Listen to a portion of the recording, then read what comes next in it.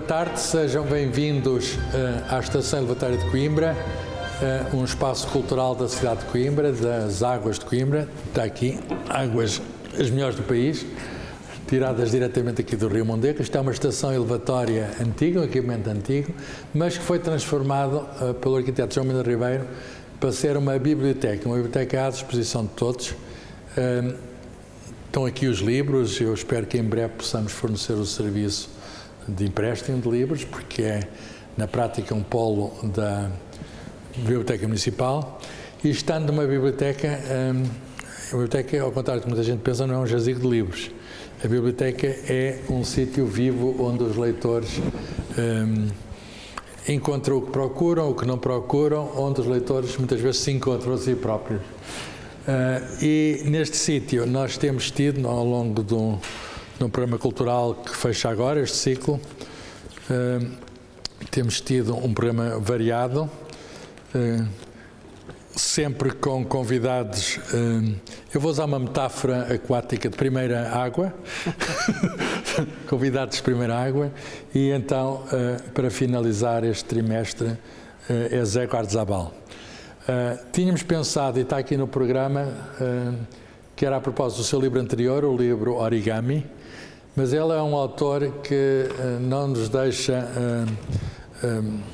enfim, não nos deixa repousar de um livro que lemos, porque propõe-nos logo outro. E já depois de termos agendado com o livro anterior, ele presenteia-nos, obsequia-nos, regala-nos, que eu gosto muito da palavra regala-nos, regala-nos com este livro que se intitula Mulher no Espaço, de Zé Guardzabal.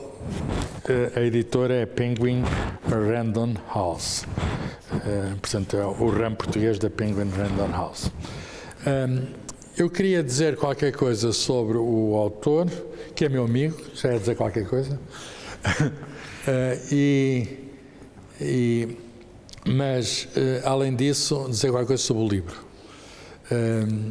E depois gostava que ele dissesse também qualquer coisa.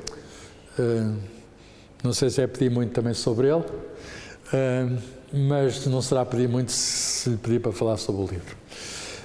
E queria que este pedido fosse, que esta troca, que este diálogo fosse também partilhado por vós. Vieram aqui também, de certeza, interessados por conhecer quer o autor, quer a obra, e eu tenho a certeza que podemos, uma parte do nosso tempo, ser de diálogo conjunto, porque não é todos os dias que temos um autor como o Zé Guardzabal. Aqui é aproveitar que ele está cá hoje. Claro que isto fica gravado, muito obrigado ao Miguel pela gravação que está a fazer no YouTube, fica gravado. E o livro, se depois estiver interessado, se a conversa suscitar interesse pelo livro, está ali à venda pela Almedina, e tenho certeza que o Zé Guardzabal assinará o livro, que no fim vou pedir para assinar o meu, e ele assinará também de quem quer, que valoriza muito a obra, porque uma pessoa esteve com o próprio autor, é uma coisa próxima. Ora bem, o Zé Guardzabal é José, mas só é Guardzabal quando aqui está e quando está a escrever livros. Eu não vou dizer muito mais, mas como ele não faz segredo, o Guardzabal é pseudónimo de Zé Tavares, que é professor de Economia na Universidade Nova de Lisboa, mas é tudo isso, é um outro assunto que guardaremos quando convidarmos o Zé Tavares, está bem? O Zé Tavares hoje não veio, está só o Zé Guardzabal. A menos que queiram perguntar porque é que o Zé Tavares não veio, mas só dizer duas coisas sobre o Zé Tavares, que é ser natural de Lisboa, com família aqui de Coimbra e de Aveiro. Ele esteve em Luanda, portanto passou por África e depois fez estudos na Universidade de Harvard, doutorou-se na Harvard, em Boston, e depois deu aulas também em Los Angeles, certo? Portanto, o Zé Tavares é um homem do mundo e, como é evidente, o Guardzabal partilha isso. É também José, como o Tavares, e é também um homem do mundo. E, portanto, este livro que aqui tenho em mãos é um livro, digamos, sobre o mundo de hoje.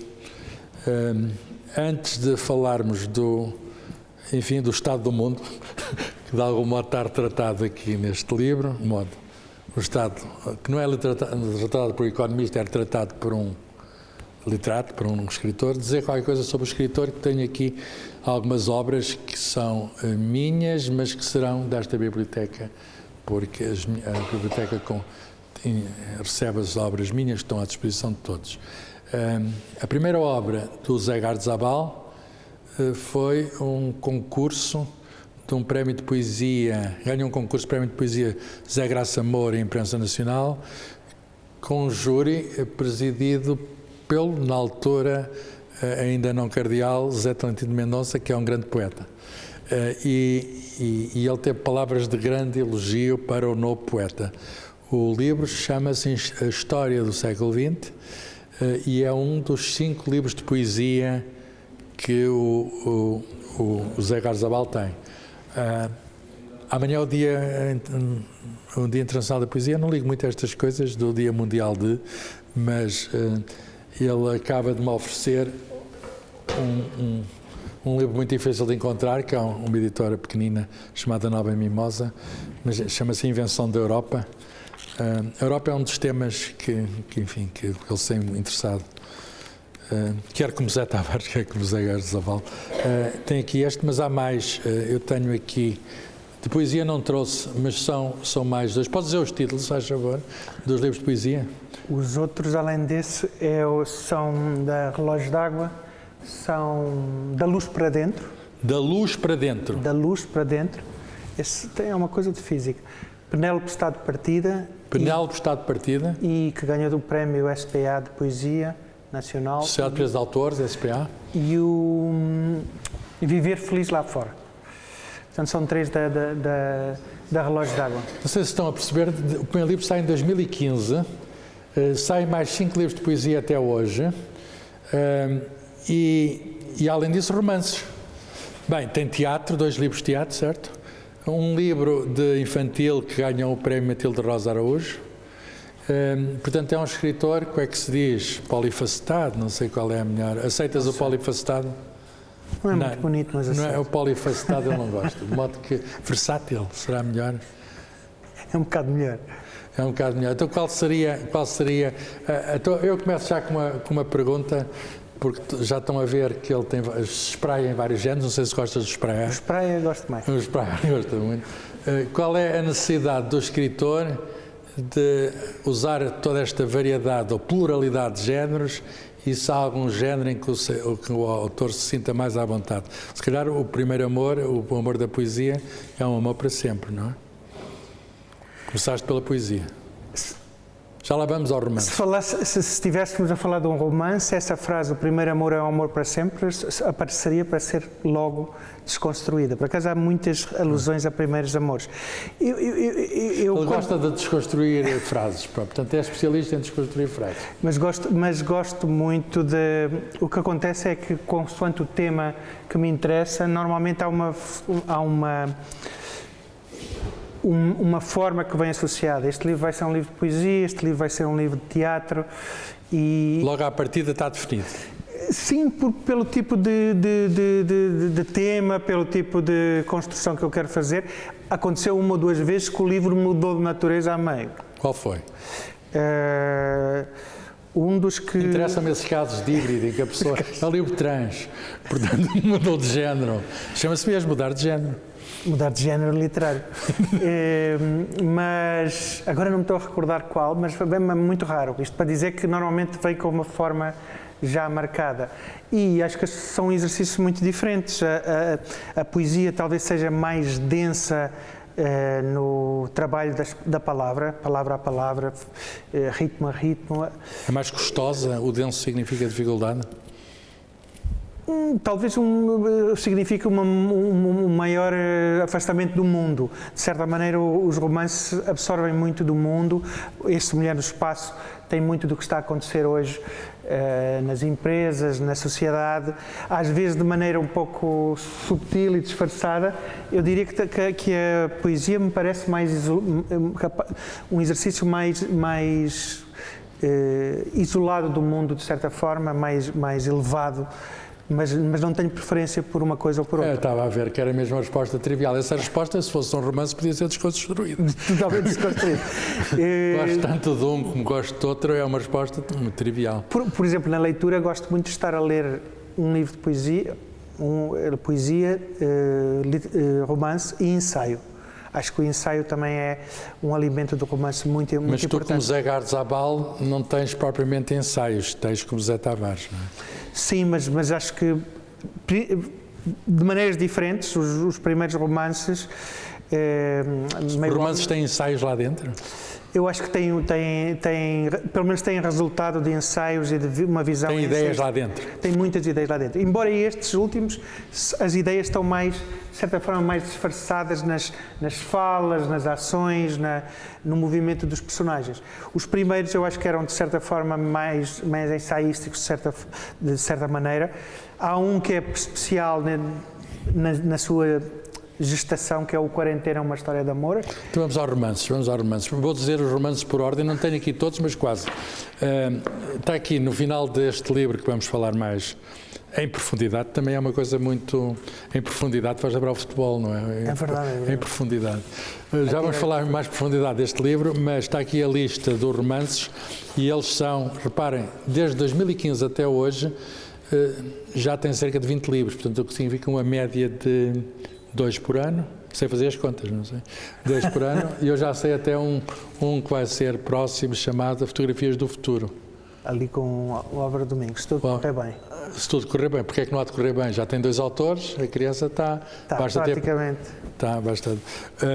Estejam atentos a Fotografias do Futuro. Já agora explicas o título, Fotografias do Futuro? Explico o título e se calhar até é um bocado politicamente incorreto. Eu acho que já te falei do título, não? Fotografias do Futuro. Como é que se fotografa o futuro? No Facebook, às vezes recebo coisas que não sei bem porquê, mas recebi um feed há um ano mais ou menos. Todos nós recebemos, José, coisas que não sabemos bem porquê. Era um grupo de jovens moçambicanos, jovens mesmo, tipo 20, 30 anos, portanto que não viveram o período colonial. E às tantas, um deles põe uma foto de Maputo em 1973, da principal avenida, que eu não sei como é que se chama agora e como é que se chamava. E realmente era impressionante a foto. E um destes jovens moçambicanos de 20 e tal anos tem o seguinte comentário: epá, isto parece uma fotografia do futuro. E o que era a fotografia? Era uma fotografia de uma avenida de Lourenço Marques, Maputo, em 73, há 50 anos. E há uma certa melancolia, um certo confrontar com uma realidade que é meio distópica, que também tem a ver com a quarentena, com o Covid, e esta Fotografias do Futuro, acho que é um pouco, este título ajusta-se bem. Às vezes o futuro encontramos no passado, é isso? É um bocado o passado, às vezes aumentado, e até aumentado de uma maneira, não necessariamente a melhor maneira possível. E esse livro vai ter fotografias do Álvaro, em que também, de outra forma, mas as coisas ligam-se muito bem, temos fotografias em que temos, por um lado, a paisagem, como o Álvaro já nos habituou, as paisagens... Álvaro Domingos é o conhecido fotógrafo do Porto, da Faculdade de Arquitetura do Porto, que hoje deu-nos a honra também da sua presença. E nas fotografias... Dar a honra também é uma coisa muito... Dar a honra, sim. É uma coisa muito... Dar várias vezes a honra. Mas as fotografias do Álvaro também têm este lado distópico e quase melancólico, em que temos uma parte do campo português, mas depois, ao fundo, há sinais como as turbinas eólicas. Parecem ovnis, não é? As turbinas eólicas. Sim, às tantas são os animais domésticos que se tornam ovnis em algumas fotos. Mas há ali uma ligação muito interessante entre os textos da Fotografias do Futuro. Estejam atentos, o próximo livro, Fotografias do Futuro, já está anunciado. Ainda. Ora bem, então, nesta série da Penguin, porque ele tem romances também fora na Relógio d'Água, que tem editado a sua poesia, mas o primeiro é Meio Homem, Metade Baleia. José, vou-te fazer um desafio. É conseguires, melhor que ninguém, o autor, consegue descrever em poucas palavras o conteúdo ou a ideia, já que falámos que é um romance com ideias lá dentro, não vamos falar do conteúdo, da ideia. Qual é a ideia? Aceitas o desafio? A ideia de cada um destes romances. Meio Homem, meio homem, metade baleia. Não é meio homem, meio baleia, é meio homem, metade baleia. Tem estas capas intrigantes, que de algum modo é um estilo dele, não é? Esta capa... Sim, o meio homem, metade baleia é um tema que eu acho que é bastante difícil, que é um homem que vai tentar ajudar os pobres, levar água aos pobres. Portanto, vai para um país em pobre, em desenvolvimento. E sem sabermos porquê, nunca é explicado, leva a filha que está na passagem, na entrada da puberdade. Aliás, logo nas primeiras páginas há alguém que pergunta: mas como é que tu trazes uma filha de 13 anos para este lugar? E não há uma resposta. Mas no fim, o homem é um destes trabalhadores eu chamo a Organização Unida das Nações. E alguém este livro também tem a ver com as Nações Unidas. Também tem alguma coisa com as Nações Unidas. Mas é um tema pesado não, novo, que é a benevolência. Nós queremos ajudar os pobres e no fundo nunca consegue fazer muito grande coisa. E é a filha que está naquela idade complicada que realmente se liga com o mundo à volta dela e acaba por funcionar bem. É uma Quer dizer, uma pessoa já madura não consegue ajudar os pobres, tem de estar ainda... Tem que estar em amadurecimento. em amadurecimento para poder ajudar. Depois o segundo livro é A Melhor Máquina Viva. Qual é a melhor máquina viva? A Melhor Máquina Viva é uma narrativa que parte desta ideia de que infelizmente ou não, mas já foi tentada, que é um escritor, um aspirante a escritor que se disfarça de pobre durante um ano. Ele tem a obsessão dos pobres, não sei se já repararam. Ele tem um professor de economia tem a questão dos pobres.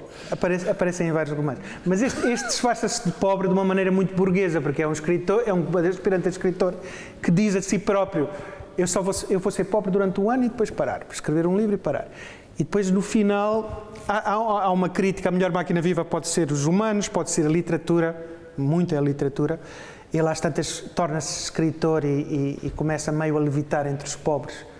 E há uma crítica a este prestígio da literatura, mas no fim passa um ano e ele, apesar de já ser escritor, começa a ponderar continuar a ser pobre, disfarçado de pobre, porque ganha uma espécie de afeição à situação. Este livro que eu li, devo dizer, e gostei muito, é a Quarentena, e todos percebem uma história de amor, todos percebem, foi escrito durante a Covid. Sim, esse livro foi um livro... Normalmente tenho uma ideia do que é que quero escrever em cada ano, ou nos próximos 2 anos, ou assim. Esse livro foi imposto pela pandemia. Foi imposto. A pandemia trouxe o livro. Totalmente imposto. Totalmente imposto, não. As pessoas estavam a pensar o que é isto, o que é que vamos fazer com isto. Eu não gosto muito de uma literatura canibal que existe, que é aquela de ai, uma desgraça, que bom, já vamos poder escrever um livro. Não, mas o que esse livro tem 3 momentos. Tem um casal que está aprisionado, que já... Tinha acabado o casamento, não era? Que na primeira página quer separar-se e as autoridades de saúde obrigam-no a ficar junto durante 40 dias, que é a quarentena. Os capítulos. Tem isso, tem uma pesquisa histórica do que foram as quarentenas, etc., a palavra, que no fundo era eu, que estávamos confinados, também tinha mais acesso à internet. Querias perceber o que era isso da quarentena? E depois tem o ritmo político horrível que nós vivemos. Dos boletins diários. Dos boletins diários, das pessoas como falavam. Quantos mortos hoje? Às vezes as pessoas diziam 39, ontem houve 39 mortos, hoje só houve 37. O só. Estas coisas que não fazem sentido nenhum. Mas deixa-me dizer porque é que eu escrevi o livro e disse que eu vou escrever um livro sobre a quarentena. Porque, e acho que muito está aqui, para já nós esquecemos imensa coisa. Detalhes nós esquecemos imenso. E eu naquele momento percebi que íamos esquecer de muitas coisas importantes, muito subtis. E percebi-o quando as pessoas correram para o supermercado, quando foi anunciado, vamos todos para casa. Papel higiênico. E também está papel higiênico aí. Mas o que me fez escrever o livro foi, o supermercado estava cheio de pessoas, as pessoas falavam quase nada, as pessoas em silêncio, e olhavam-se e percebia-se que as pessoas estavam a dizer umas às outras: eu sei o que é que tu estás a pensar, porque eu estou a pensar a mesma coisa. Estava toda a gente no mesmo. A sambarcar. E isto é mais ou menos esperado. Mas o que não é tão esperado, e foram coisas assim que me fizeram escrever o livro, é que havia pessoas que se percebia que viviam sozinhas há muito tempo. Alguns homens sozinhos que estavam à procura da salada na secção dos peixes, aqueles homens viúvos que nunca fizeram compras, algumas pessoas que se via que viviam sozinhas. E essas pessoas também olhavam para nós. Eu sei o que estás a pensar, que eu também estou a pensar, mas depois havia só outra coisa que se percebia no olhar. Agora estamos todos na mesma situação. Ou seja, agora, de certa maneira, vamos estar todos sozinhos. E eu disse, e houve várias coisas assim... Não estou só eu que estou sozinho, agora somos todos. E eu percebi que isso era importante a registar. Por exemplo, quando eu saía no meio da quarentena... Estavas observador no supermercado. O escritor sai ao supermercado para escrever romances. Para escrever romances. Não, mas, por exemplo, uma coisa que eu falo muito... Os pobres, os que estavam na rua, sem abrigo, não pobres, sem abrigo, não estavam a ver televisão. Portanto, não estavam na mesma paranoia, entre aspas, no mesmo medo. Não estavam tão infelizes, de certo modo. E de certa forma não estavam tão infelizes. Então, quando eu saía, às vezes, as poucas vezes que saía, teve 2 ou 3 vezes, reparei, vinham pedir esmola e aproximavam-se imenso. Não reparavam que não podia haver contágio. Para eles não estava a acontecer a pandemia. E eu é que tinha que dizer, atenção, não é pandemia. Estamos em quarentena. Mas estes pormenores são pormenores extremamente humanos. É muito interessante porque já estão a perceber o Zé Garzabal. É um excelente observador da realidade humana. Bem, eu vou contar coisas. Vim no comboio agora com ele e eu fui com ele ao bar e estávamos só os dois. Este bocado de realidade humana não é suficientemente rico para ele, de modo que ele logo atraiu outros 2 exemplares. Normalmente diz o escritor, o físico, e quem é que apareceu no bar? Apareceu no bar um ator de teatro, apareceu no bar para falar connosco, e apareceu nós, foi ele que apareceu para falar connosco, e outro que era vamos chamar, um ismaelita que tinha vindo de Moçambique, que era refugiado de Moçambique e que tinha um bar em Lisboa e que éramos muito bem-vindos no bar dele. Estou a ver qual era a conversa. A conversa, a certa altura, era surrealista, absolutamente surrealista. Ele viu que havia pessoas que estavam numa conversa interessantíssima, nós dois, e perguntaram-nos, ouça lá, um deles, você acredita em teorias de conspiração? Não, há alguém que manda no mundo? E nós tivemos dali, mas era uma pergunta genuína, não estava a brincar connosco, ele vivia preocupado de haver alguém que mandasse num... Agora não vou dizer se é o do teatro ou se é o refugiado de Moçambique, a preocupação dele. E depois tivemos lá algumas frases naquele convívio que eu acho que vão aparecer num romance. A certa altura, eu não sei se há alguém que manda no mundo, disse eu, mas há malucos autênticos, há loucos autênticos, e o José disse assim, loucos autênticos, isso é uma grande frase, eu vou meter isso em algum lado, loucos autênticos. E eu disse, leva a frase não é minha, porque há muitos loucos a fingir, mas há loucos que são perfeitamente genuínos, e esses são os melhores para os romances, não são? É verdade. Aliás, deixa-me dizer-te, dando um salto, a mulher no espaço, o sentido deste título pode ser vários, porque ela viaja pelo espaço, como operária convidada para acompanhar 6 astronautas milionários, porque vai ficar bem na fotografia, não é? Ela preocupa-se que não tem dinheiro para a viagem, eles dizem, não, no teu caso... É a nossa convidada. É a nossa convidada. E este Mulher no Espaço também tem um pouco o sentido que esta personagem, pela primeira vez, não está inteiramente em controle da sua situação. Ela conta coisas que nós não temos bem a certeza se aconteceram assim ou não. E portanto, tem um pouco a ver com isto, Mulher no Espaço. Uma mulher... Mas não é louca, né? É autêntica, mas não é louca. É autêntica, mas não é louca. Olha, já lá vamos, rapidamente. Quando éramos peixes... Quando éramos... Esse não trouxe, eu emprestei a alguém.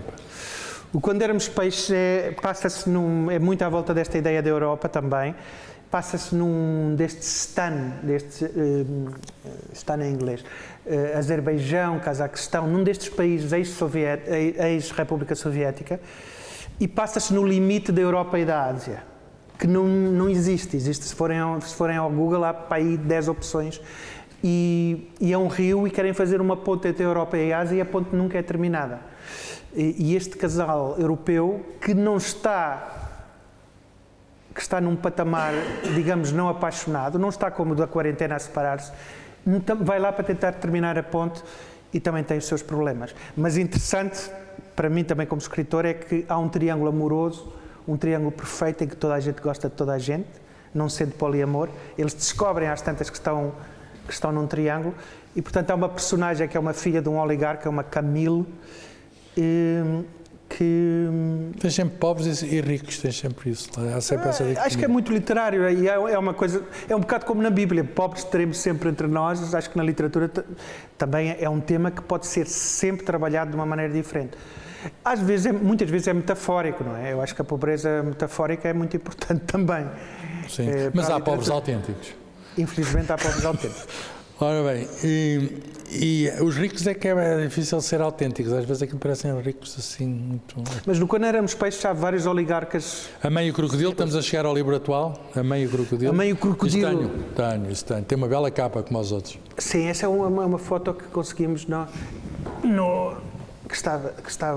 conseguimos encontrar, e tem aqui um crocodilo, é uma mulher sentada em cima do crocodilo. É o menos crocodilo perigoso. É um animal doméstico no livro, não é? O crocodilo é um rapaz que vive só com a mãe bastante amargurada, depois redime-se, e o pai foi-se embora. Ele não sabe bem porque é que o pai se foi embora, foi quando ele era pequeno, e deixou-lhe um crocodilo que cresceu com ele. Claro. E por isso é que ele tem uma mãe e um crocodilo. E há um momento em que ele percebe... Não tem pai, tem crocodilo. O quê? Não tem pai, aquele rapaz tem crocodilo. Não sei se estão a ver, estes temas são universais, não são temas... assim, de Coimbra, ou de Aveiro, ou do Porto, são temas universais. Maternidades, paternidades, pobres, ricos.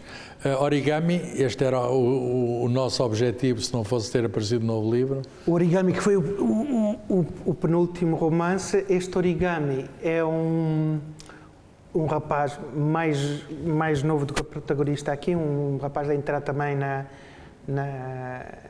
adolescência, de certa forma, e que vive numa cidade que ajuda um refugiado que se chama Emma Ali e que tem várias citações que têm a ver com o Muhammad Ali, que é uma personagem do pugilismo.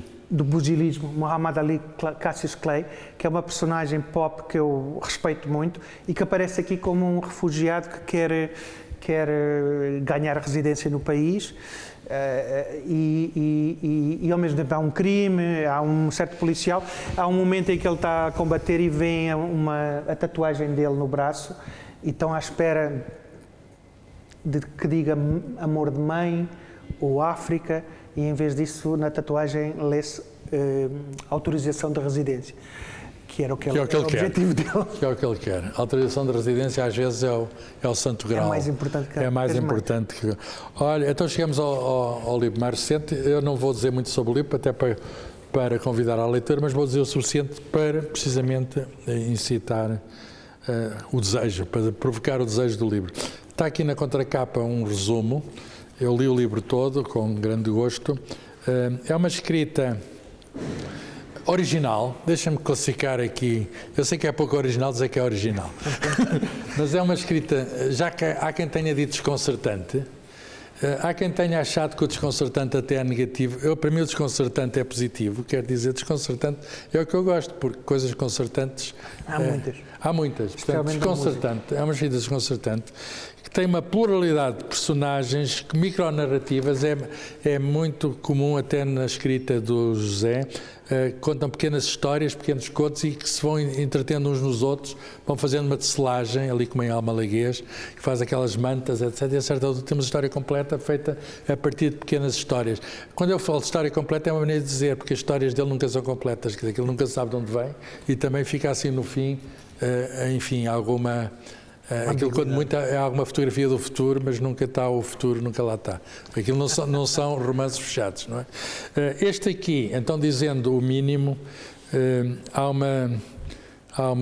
muita gente de muitas origens que é de algum modo, chama-lhe as Nações Unidas, há aquilo metaforicamente. Mas imaginem um armazém daqueles grandes da Amazon, onde se como é que se diz? A mandar expede. Fugiu uma boca para o espelho. Expede encomendas para todo lado, as mais variadas encomendas, tudo, não há nada que não se expida, que não se espeça, não sei, este verbo é difícil, não há nada que não se mande dali, e há uma quantidade de pessoas que lá tratam daquilo, e incluindo uma mulher de limpezas, que de seu nome Bárbara, mas não se chama Bárbara, simplesmente quando ela lá chegou, havia crachás de outras pessoas ou que tinham morrido ou que tinham sido despedidas e ela pôde escolher o crachá de Bárbara, que era o que estava ali no meio dos crachás vamos chamar assim de falecidos do armazém. Do armazém.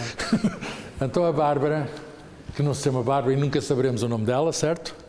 Não. Nunca saberemos o nome dela. Ela assume ser Bárbara. Ela, de algum modo, é uma excelente observadora naquele ambiente. Acontecem várias coisas, não é, ali, incluindo, sei lá, uma amiga dela, Ângela, que tem uma cena de assédio, ou é mais que assédio, quer dizer, um crime sexual. Aliás, se não te importas, eu posso ler este parágrafo aqui para ver o estilo, que são frases curtas, não são palavras difíceis, mas são muito, muito densas e provocadoras. Nós estamos a ver, é quase cinematográfico esta narrativa. E depois portanto, é um capataz, no fundo, que vai assediar. Onde é que já vimos isso? Quer dizer, parece um lugar comum, mas existe, toda a gente sabe que existe. Não é só, o problema é não existir só nos romances. O problema é que existe na vida real. E depois ela tem essa história de lhe calhar uma espécie de uma rifa, entre aspas, de ir para o espaço, vai lá com os homens ricos que compraram o bilhete de turismo espacial e vê a Terra ao longe, mas ela tem um pequeno segredo, posso dizer, ela tem uma vida dentro dela, que não se sabe quem é o pai, aparentemente dá a entender que é a barriga de aluguer, e portanto precisava de dinheiro, no fundo, precisava de dinheiro. Portanto, ela era pobre e pôs o seu ventre e de algum modo anuncia no espaço essa condição. E depois volta e as coisas já não são o que são, por várias razões, incluindo a robotização em curso. E, portanto, ela e o filho têm um futuro talvez roubado. Mas então a cena do assédio. Eu escolhi esta, mas depois assim escolhe-se outra também. Está bem. Lida pelo autor. Está bem. Portanto, ela ouve a cena do assédio da Ângela, da amiga dela que trabalha lá no armazém, não é? Primeiro assédio. Ângela contou-me assim. Há recursos humanos que não são recursos humanos. Você, por exemplo, você vê-se como um recurso humano? Ângela. Ele. Pois eu nunca a vi como um recurso humano. Ângela, obrigada. Ângela disse obrigada. Arrependeu-se porque queria dizer filho da puta. Outra vez ele. Até hoje, até pensar em si deitada, sem roupa, ao meu lado. Depois piorou. O não sei quantos encostou a Ângela à parede da casa de banho das mulheres. Isto passou-se na casa de banho das mulheres? Interrogação. Que faz o homem não sei quantos a invocar recursos humanos na casa de banho das mulheres? Eu não li bem o ponto de interrogação. Há uma pergunta de interrogação do autor. Ele devia saber onde é que estas coisas se passam. Mas ele pergunta, isto passou-se na casa de banho das mulheres? Que faz o homem não sei quantos a invocar recursos humanos na casa de banho das mulheres? O homem não sei quantos era responsável por recursos humanos. O não sei quantos era Borges, o nome dele. O homem. Borges a dizer que estava a ganhar sentimentos por Ângela. Ângela não queria perder, não ia perder. Os azulejos contra as omoplatas, as mãos nas mãos, de uma maneira má. Ângela a esmurrar o corpo de um gigante enquanto pensava no fim. Sem palavras, Borges perguntou várias vezes, a menina dança, usando as mãos, as mãos, as mãos. Ângela não queria dançar. Parabéns, porque contar uma cena de assédio, neste caso, é mais que assédio, quer dizer, tentativa de assalto sexual, é difícil fazer isso na literatura sem ser, enfim, piegas ou mostrar comiseração, essas coisas. Mas isto está aqui uma cena que eu nunca vi, mas imagino que seja possível. No romance é. Esse é talvez um dos picos do romance é essa ela vai se vingar, hein? Há outra cena. No espaço. O Borges vai ao espaço? O Borges vai ao espaço e faz um... Cá se fazem, lá se vingam. Lá se pagam. Cá se fazem, lá se pagam. Mas acho que esse é um elemento central do romance, é um pico. Depois há outra Eu gosto de picos, cena. sabe? E para mim, só dizer de uma maneira pessoal, este tipo de temas difíceis não é que seja uma tentação, mas são temas em que nós podemos perceber se a literatura tem um lugar no meio da vida ou não. E há tem. E eu acho que tem. E acho que eu vejo muito a literatura como algo que nos transforma, e depois de escrevermos um livro percebemos melhor coisas que não vivemos e coisas que nunca vamos viver. Eu falo por mim, a maneira de eu saber de situações destas, que não vivi, nunca fui encostado à casa bem das mulheres, nem nunca encostei ninguém nesse sítio, é através dos livros. É uma das razões porque eu leio livros, em particular livros de ficção, mas que podem, enfim, inspirados na realidade, é o facto de poder entrar nessas realidades alternativas e tomar algum conhecimento das possibilidades infinitas da vida, umas mais dolorosas, outras menos. Sim, esta é dolorosa, embora depois é enquadrada numa narrativa que tem muita ironia e tem muita liberdade e muita força anímica. Portanto,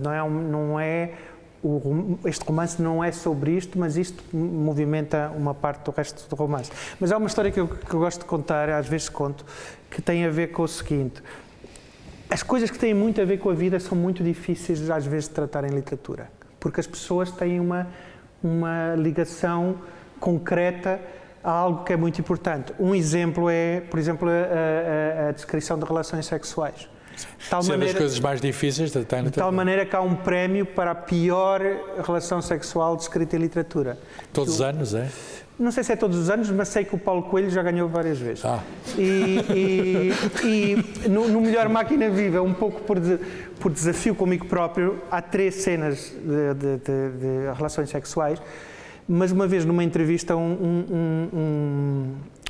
o entrevistador, que também era escritor, diz-me: 3 cenas, mas eu só vi 2. E por acaso era uma pessoa que até foi um pouco...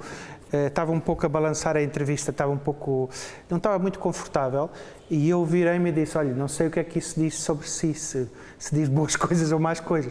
Depois houve um irmão meu que... Estavam lá 13 e ele não viu? Não viu uma delas, o que é sinal que as coisas são descritas de uma maneira que certas pessoas identificam-se e percebem logo o que é que está a passar, outras nem tanto. Mas eu acho que isso são... Eu falei das relações sexuais porque isto é um contínuo, não é? Desde as coisas que nós gostávamos que não existissem até coisas que são muito importantes para toda a gente, mas são importantes de maneira muito pessoal. Portanto, aparecerem na literatura ou têm uma verdade própria ou perdem o pé rapidamente. Porque toda a gente tem uma certa ideia do que é que estas coisas são. E eu acho que esse desafio da literatura de se aproximar da vida e manter o pé, continuar de pé, é muito importante. Com certeza que nunca assististe a nenhuma cena destas, mas o que é que o escritor faz para, de algum modo, imaginar a cena? O escritor pode ter visto filmes, por exemplo. Eu não sou muito de me documentar explicitamente para romance, embora o que a pessoa vê na televisão, no Netflix, etc., às vezes há pontos que nos inspiram. Não me lembro especificamente de onde é que isso vai. Esta gente pobre que está nesta fábrica é gente muito infeliz porque estão pobres e para continuar a ser pobres. E esta senhora, a Bárbara, de algum modo é alguém que intermedia, digamos, tenta estabelecer relações ali no mundo que está perfeitamente quebrado. Aquelas pessoas são enfim, cada um é infeliz à sua maneira, não é? Mas são todas infelizes. E depois há os capatazes, a gente nunca vê os muito ricos ali, os donos daquilo tudo não existem. Existem os intermediários que exercem ali, tu até dizes que estão numas cabines ali por cima a observar o espaço, e o espaço é o sítio onde trabalham os operários, que tem de fazer as encomendas, com os prazos apertados, etc. O que é que isto nos diz do mundo de hoje? Tu aqui tens mensagens que são políticas, que são até direi económicas, porque têm a ver com o modo como a economia funciona hoje, através da expedição, através de grandes donos dos canais de expedição, que isso mudou a economia. Eu não sei se chamava as personagens inteiramente, chamava facilmente infelizes. Eu acho que muitas dessas personagens estão a movimentar-se num mundo um pouco distópico, mas sem consciência absoluta disso. Vou dar um exemplo. Há uma cena que é de passagem. Há aqui muita afrontamento de uma certa cultura de cancelamento e certas ideias feitas muito simples. Por exemplo, há uma ideia que... Eu tenho 3 filhas, não que elas me falem muito disto, mas há esta ideia, por exemplo, que os homens têm um poder de tal maneira assoberbador na sociedade que, por exemplo, isso é muito verbalizado, as mulheres pintam-se ou maquilham-se por causa da sociedade patriarcal. É uma ideia. E há aqui uma coisa de passagem, que é uma operária a falar com outra e a operária está-se a maquilhar e a segunda pergunta... Maquilhaste porquê? Porquê que estás-te a maquiar? E ela responde, não sou eu, é a sociedade. E depois a outra diz, insiste, olha, mas estás muito bonita. E a primeira diz, não sou eu, é a sociedade. Porque isto é um desmontar tem muito aqui um desmontar de ideias que são novas ideias, parecem boas ideias, mas são ideias também às vezes muito pobres e muito simplistas. Porque, apesar de tudo, a beleza e a vontade de beleza existe nos homens, existe nas mulheres, e não podemos simplificar o mundo de tal maneira que tudo é resultado do... E a história do turismo espacial, o que é que o romancista vê, o que é que leva os indivíduos super ricos a gastar dinheiro em ver a Terra lá de cima? A introdução do turismo espacial, para já o turismo espacial é em si uma coisa... Estranha, não é? Uma coisa muito estranha, não é? Mas aí eu posso identificar onde é que eu disse, vou trabalhar este tema, que foi uma citação num artigo de jornal, acho que era um jornal americano, em que um desses turistas espaciais disse que olhou a Terra e que a Terra vista dali é muito bonita. Vista dali era muito bonita. E não estava maquilhada se estivesse a Terra? E imediatamente há uma coisa que aparece aqui, que é as pessoas, eles observam, têm sinais da desigualdade na Terra e depois têm um sonho de uma Terra sem desigualdade. Mas a Terra lá de cima não se vê as desigualdades? Não se vê, Tens aqui uma descrição, queres apanhar um bocado disso? Ou um texto que tu queiras? Gostava até, mas não sei agora se era na 70 e poucos. Há aqui uma descrição fantástica da Terra vista de cima, porque uma das oportunidades, uma das razões para os ricos irem lá em cima é serem apenas eles a ver. Exatamente. Não é? E estarem longe da desigualdade. É como quem compra um carro muito caro, é que só ele é que pode comprar aquele carro muito caro e estão mais longe da desigualdade lá em cima. Exatamente, há um bocado isso. Mas também há um lado não estão estético. assim tão longe, aquilo estão a 300, 400 quilómetros daqui, não é assim tão longe. É verdade. Se uma pessoa vai à África é mais longe do que ir lá em cima ao espaço.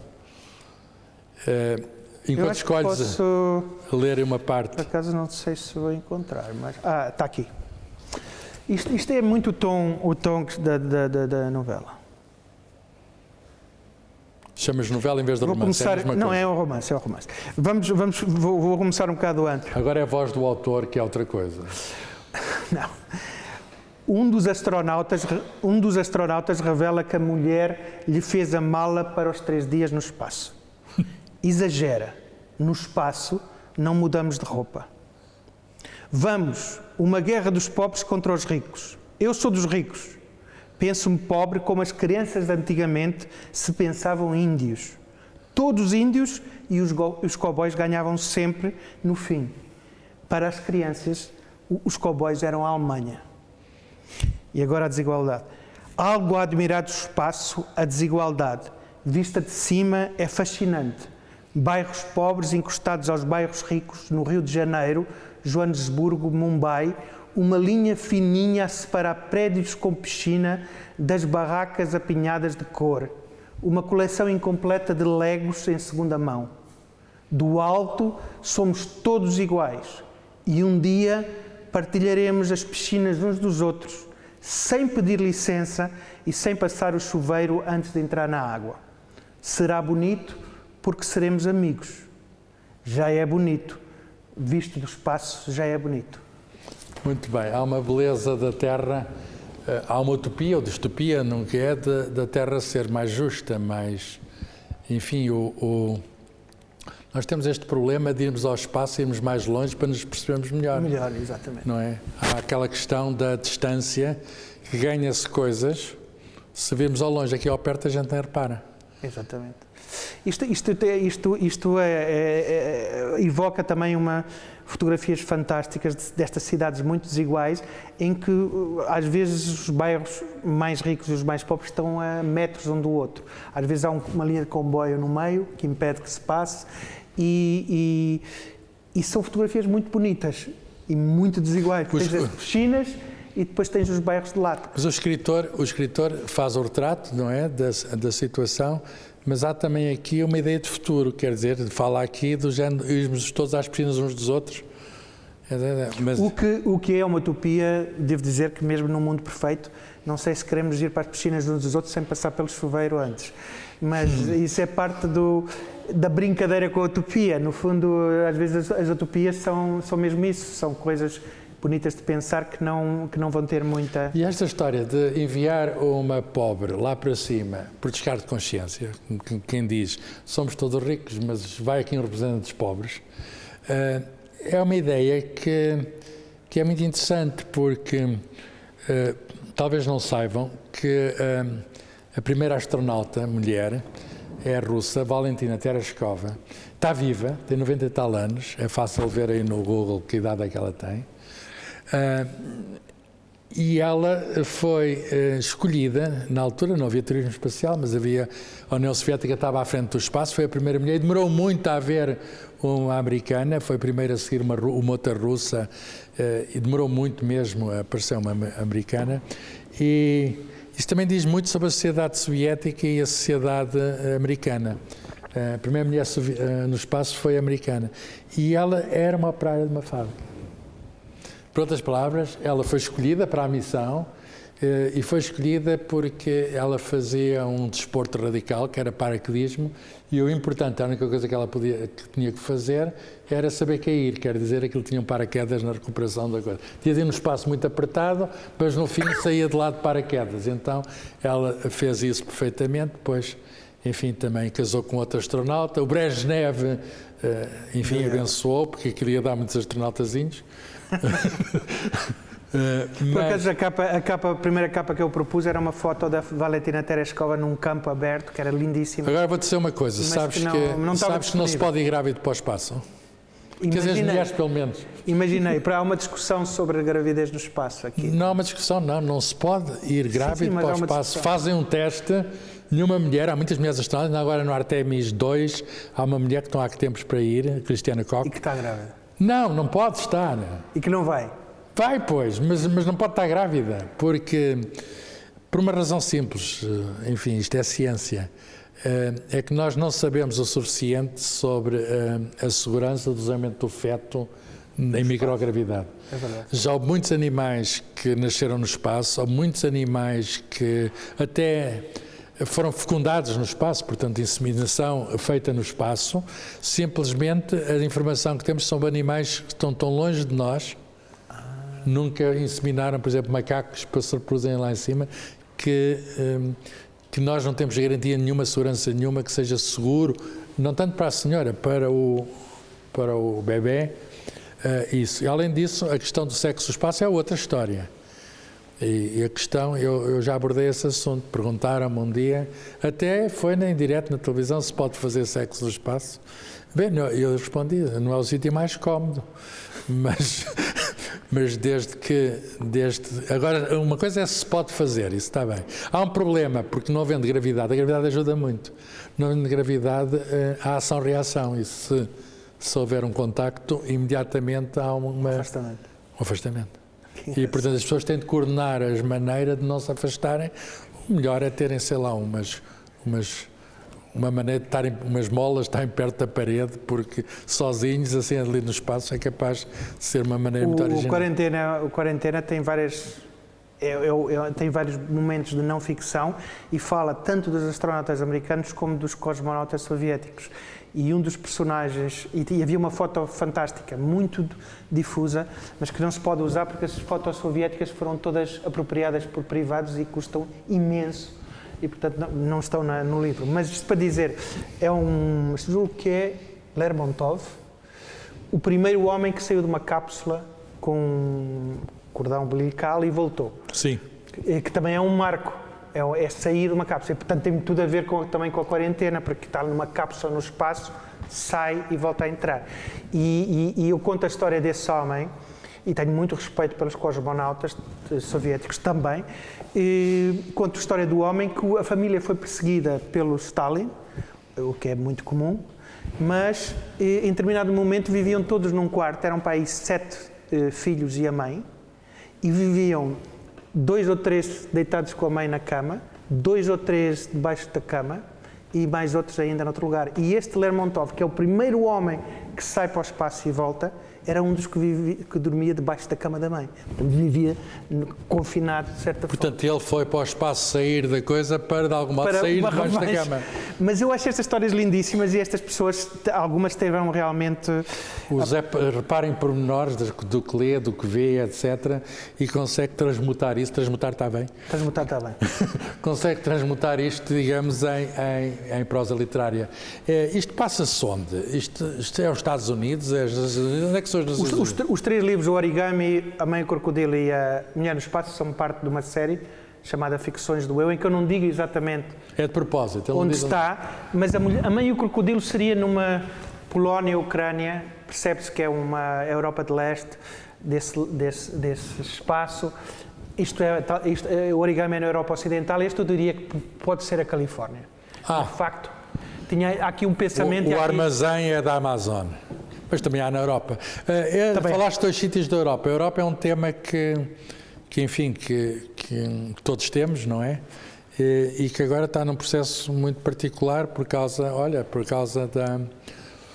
da relação com a América e da própria unidade europeia, que está há muito tempo que é muito vaga, a unidade europeia, e sei que tens pensamento sobre isso. Escreveste mesmo um livro sobre um ensaio, José Tavares aí, sobre a Europa. A Europa não é um país estrangeiro. Podes explicar melhor porque é que a Europa não é um país estrangeiro? Por acaso, em alguns aspectos, para nós às vezes não temos noção, mas nós, Portugal, vivemos numa Europa muito particular. Além da Europa ocidental, vivemos numa Europa quase feita à regra esquadra. O nosso mapa é um retângulo, temos muito esta ideia de que somos relativamente homogéneos, etc. A Mãe e o Crocodilo é uma Europa, eu acho que para nós, uma parte da Europa é um país estrangeiro, que é precisamente essa Europa do leste. Do leste é desconhecida. Que agora está problemas com a Ucrânia. Nas televisões todos os dias. Na Mãe e o Crocodilo, às tantas, há um personagem que diz: somos a terra dos somos ex-nazis ou fascistas, ex-comunistas, ex-judeus, e este mundo da Europa oriental, de leste, é um mundo em que as fronteiras está mudaram imenso. Pulverizado. Também há E nós ignoramos, não conhecemos. E nós não temos e nem sabemos o que é que isso é. Muita da complexidade até da guerra da Ucrânia tem a ver com isso. Há muita mistura, muita identidades, camadas de identidade. E para nós é como se estivesse lá longe no espaço, a guerra da Ucrânia. Exatamente. Aliás, há um personagem que diz: nós somos da Europa em que os netos raramente falavam a língua dos avós. Porque como as fronteiras vão mudando, há estas cidades... Nós estamos num país em que os netos falam a língua dos avós. Dos As fronteiras não mudaram. Isto é muito raro na Europa. A Europa, somos mesmo uma exceção. Não estou a dizer que é uma exceção boa, mas estou a dizer que nós não percebemos a complexidade desta Europa. Nem a densidade da história que existe na Europa. Há uma literatura dos países bálticos que tem as suas sombras. Os países bálticos têm este conflito com a Rússia, tiveram tiveram uma adesão relativamente forte ao nazismo, mas há uma coisa que eu uso na Mãe e o Crocodilo, que é casas que foram nacionalizadas, expropriadas por nazis, casas de judeus, expropriadas por nazis, depois expropriadas pelo regime comunista, e agora estão a tentar perceber a quem é que pode pertencer a casa, sendo que os originais, os donos originais, provavelmente foram mortos no Holocausto. Isto é muita Europa, não é a nossa Europa.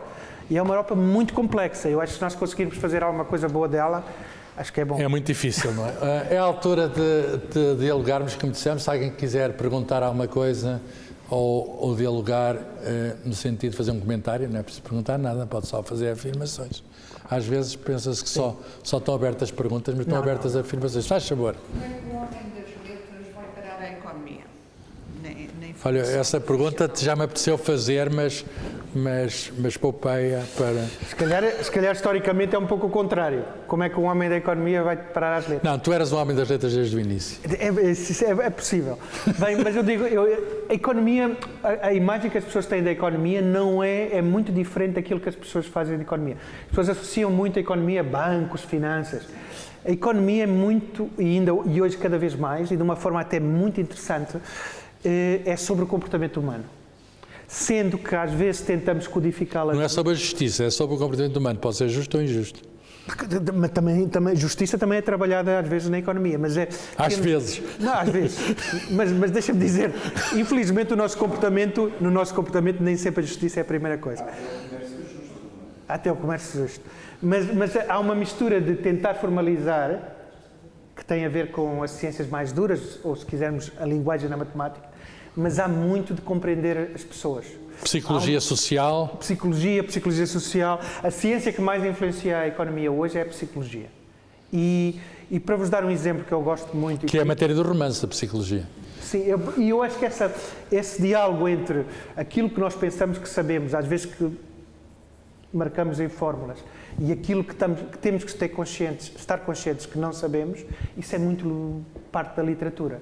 E eu acho que, por exemplo, alguns colegas meus, professores, quando leem os meus livros, dizem: vê-se bem que tu vens de ciências sociais. Mas isso não é um objetivo. Eu gosto de história, gosto de filosofia, mas também está lá ciências sociais. E há até brincadeira com essas. Está o espaço sociais. E a astronáutica. Mas só para terem uma ideia melhor da economia, porque alguns dos meus melhores amigos são economistas. Não, tu trabalhas lá, ganhas a vida, pão de cada dia. Mas deixem-me dizer, porque esta história mostra, eu devo dizer, com o tempo, respeito cada vez mais a economia como ciência. Não estou a falar da economia a lidar com dinheiro, por assim dizer, mas a economia é muito... Eu vou dizer uma coisa, nunca percebi a economia, humilde. Porque também nunca percebi o comportamento das pessoas. Nós não queremos perceber tudo. Mas deixa-me dizer uma coisa que é interessante, tem a ver com o Covid. Um colega brasileiro escreveu um trabalho para tentar perceber, durante o Covid, o que é que acontecia com as empregadas e os seguranças do Rio de Janeiro, que vivem em geral nas favelas. E que não tinham emprego naquela altura. E a classe média alta que vive nos bairros bons.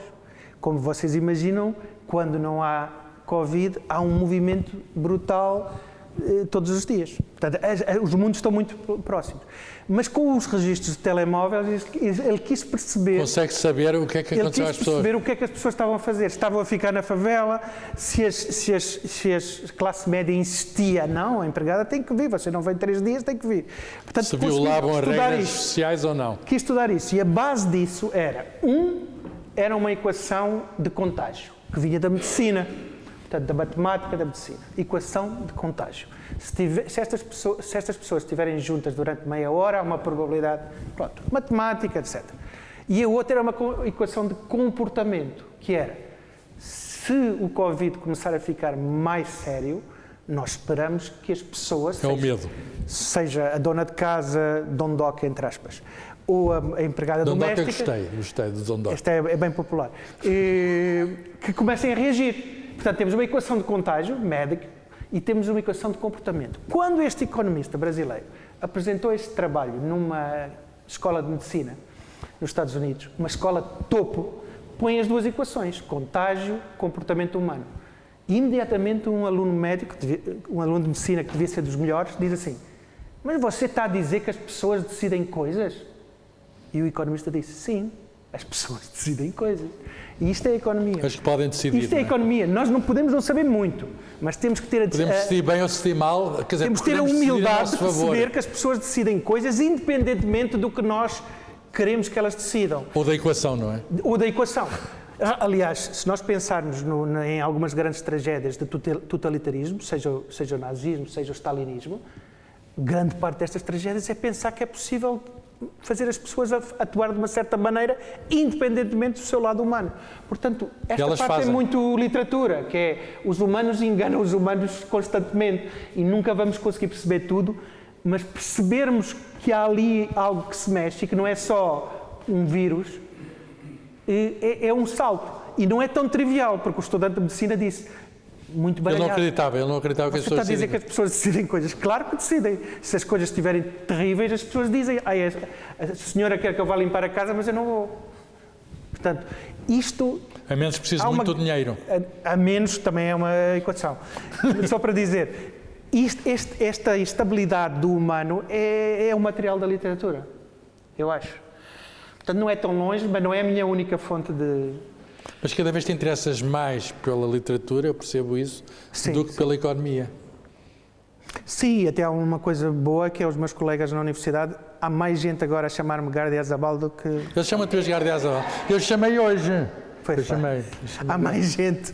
E portanto, se quiserem falar com ele, liguem ao Gardiazabal e ao Tavares. Olha, o Tavares, pá... Mas vocês vivem os dois bem, não é? Vivem os dois bem. Vivemos os dois bem. As minhas filhas estão todas, e o meu filho estão todas fora. Chamam-te Gardiazabal, não? Não, chamam-me José, acho eu, o Zé. Mas, esse é o mesmo. Mas houve um momento da adolescência, que são momentos às vezes terríveis, não foram muito maus, mas houve uma filha uma vez, aquele momento em que as filhas e os filhos inspirados querem magoar os pais. Isso é normal, anda lá. As pessoas decidem coisas e os adolescentes estão a tentar decidir. Eles estão a tentar decidir. E houve um momento em que uma delas me virou-se para mim e disse assim: eu acho que eu preferia que o meu pai fosse o Gardiazabal. E eu disse, mas teve não sei muito bem o que ela queria dizer, mas ela percebeu que não tinha saído um insulto muito poderoso. Há frases assim desconcertantes, que não sei se são as filhas que dizem, mas isto está cheio de frases desconcertantes. Se lerem, vão ficar por vezes surpreendidos, porque a frase anterior é precisamente o contrário do que estavam à espera. Porquê? Porque o autor decide coisas. É verdade. Há alguma outra questão ou comentário? Se faz favor. É para ficar no filme do o sono. Sim. Eu acho que hoje o José Gardiazabal talvez seja o autor atualmente a escrever que mais efeito consegue tirar do lugar comum, da frase feita, por muito feita que ela esteja, ele consegue revertê-la. Sim, consegue revertê-la e virá-la do avesso, o que não é propriamente fácil. É um campo onde mais propício é a atuação dos humoristas, por exemplo. Estou a pensar do Cisenando, do José Carmo e Paula, sim, que era um as a fazer esse tipo... no Jornal de Letras. Escrevia no Jornal de Letras, sim, e que era um as com muito humor a fazer este exercício. Brincava com as palavras, não é? Justamente. O José Gardiazabal consegue, e tem também esse humor, só que a paleta do humor é larga e ele tem um humor muito particular. Muito fino. Muito fino, muito particular. Até naquela cena dos azulejos, naquela cena violentíssima, é difícil obter algum tipo de humor, mas ele está lá numa cena daquelas, não é? E ele consegue. E ainda só outro comentário breve a propósito dessa cena dos azulejos. A cena é espetacular e eu não fiquei assim tão espantada, porque ele tinha escrito aquele livro do Penélope Estado de Partida. Sim. E portanto coloca-se no papel feminino, no papel de uma mulher, o que é que sente uma Penélope, não é? Já cansada de esperar pelo seu Ulisses. E quando li esse livro aí é que eu fiquei surpreendida como é que do princípio ao fim enganava de tal modo que poderia ser mesmo uma mulher a experimentar aqueles sentimentos e a ter aquele tipo de vivência, o que não é propriamente fácil. Por último, sim, a literatura portuguesa tem mesmo má fama na cama, não é? É da pior. É da pior. Eu só conheço... Gostei, má fama na cama. Muito, sim, e muito má imprensa. Até que rima, fama e cama. Sim, e má imprensa também. A única autora que eu acho relativamente satisfatória nesse campo chama-se Cláudia Andrade.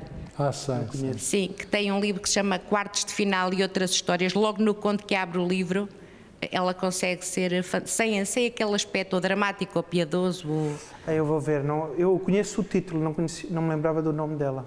Mas Sim, conheço o título Cláudia do livro. Andrade, sim. Agora, o professor Carlos Fiolhais... Quartos de Final e Outras Histórias, sim. Agora, o professor Carlos Fiolhais, sim, viu muito bem. O desconcertante talvez seja a característica mais... Sim, eu achei. Sim, vale a pena ler porque de repente são sacudidos. Claro. De repente, o quê? Ou quando nós vemos o...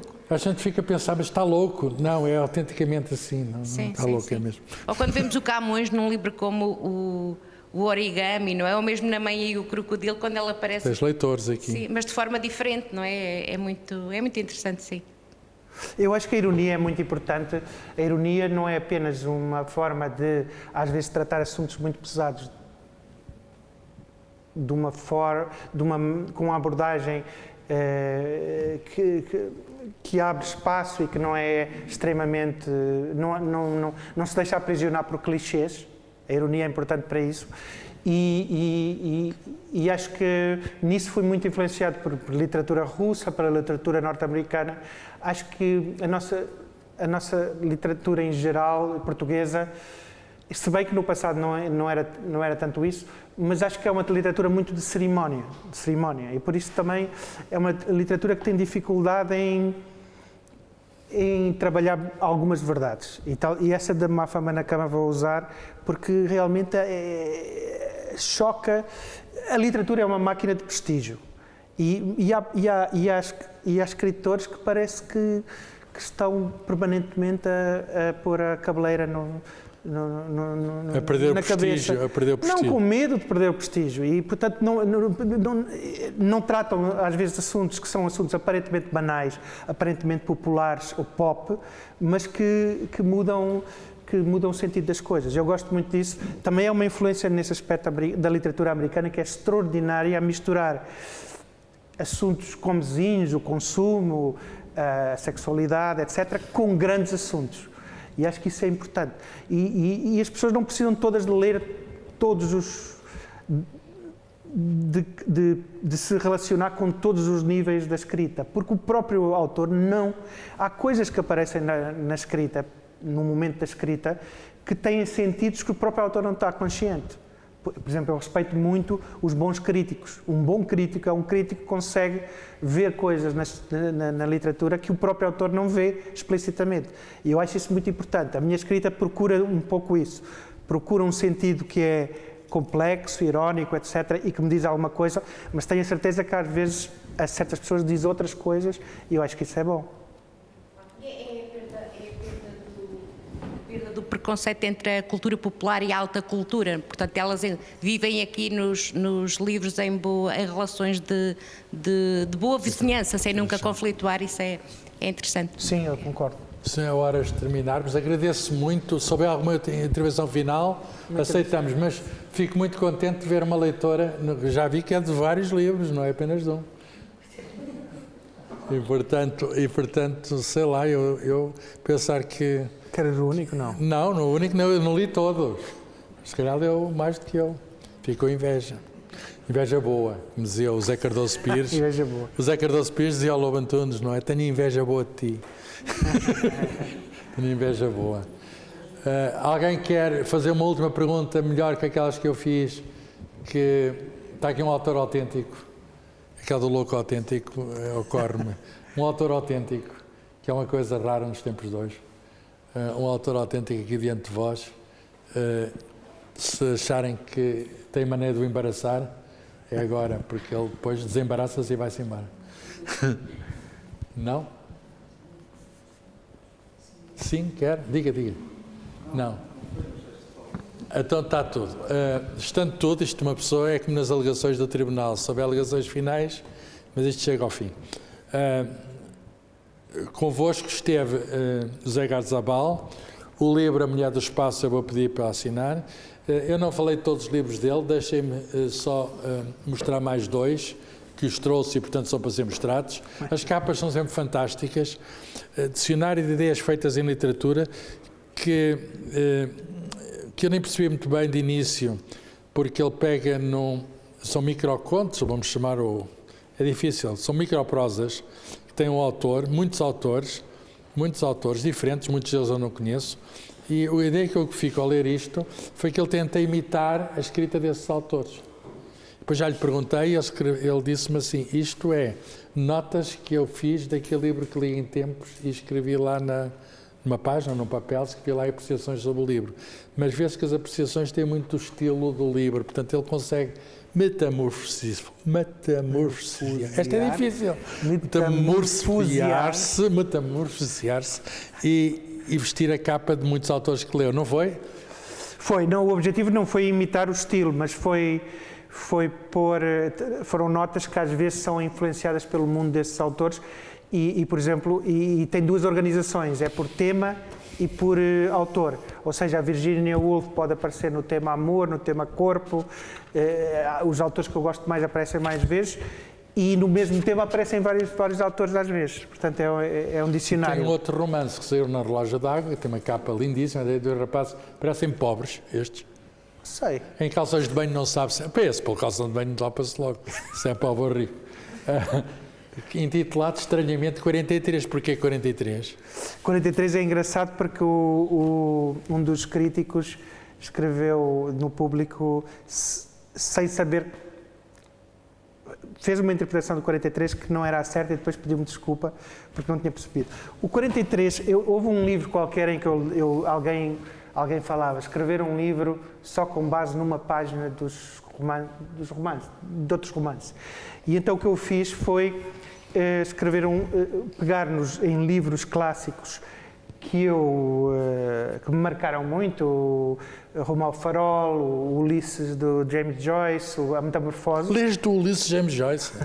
Não foi dos que gostei mais. Mas todo? Sim, é bom. Mas para dizer, este personagem deste romance está à procura da amada e vai passando, cada capítulo ele vai passando por um romance clássico.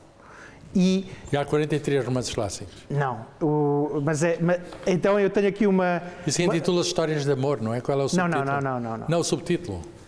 Tem o subtítulo, que eu sei que tem o subtítulo. Não é só ir aqui e diz aí. Uma viagem pela literatura universal em busca do amor. Do amor. Mas inventei esta citação, que ponho como anónimo, mas fui eu que inventei, que é esta. Vou passar por anónimo. Passar por anónimo. A ideia de escrever um romance a partir de uma página, sempre a mesma página dos grandes romances. Mas que página? E depois tu viras e tens o título do livro, 43. Portanto, eu tenho no final as edições que usei. Foste à página 43, mas isso é uma coisa estatística. É quase, é um mecanismo. Mas à partida, sabias que a página 43 de algum romance do Ulisses, por exemplo, era boa? Não. Pior, a página 43 não significa nada, porque há livros que têm um prefácio antes e, portanto, a 43 é uma coisa, outros não têm nada antes, por isso é que eu digo qual é a edição, para se as pessoas quiserem seguir. Desculpa lá, de onde é que veio o fetiche do 43? O 43 é só um... Não é a idade, não é? Tinhas essa idade? Não tinha essa idade. Eu gosto, às vezes, dos números, dizer um número ao acaso ajuda as pessoas a tomarem... Como é que se diz? A respirarem fundo. Os meus filhos, quando eram mais esquisitos a comer, eu dizia, vocês podem dizer que não gostam, mas primeiro têm que experimentar 21 vezes. E eles ficavam... Alguns nunca experimentaram 21 vezes. Mas se eu dissesse experimentar 2 vezes ou 3, não significa... Agora, 21 vezes eles ficavam... O que é isto? Eu acho que isso deve ser uma regra do economista. Mandam números para nós a ver se ficamos intimidados. E pronto, foi isso que eu aprendi. Como? A minha avó dizia que já te disse 100 vezes. E não era, tinha sido só 99 que ela tinha dito. As avós... Muitas. Então 43 significa muitas. Portanto, obrigado ao José, obrigado a todos que aqui vieram. Conto reencontrá-los logo que seja possível reencontrar-nos. Obrigado.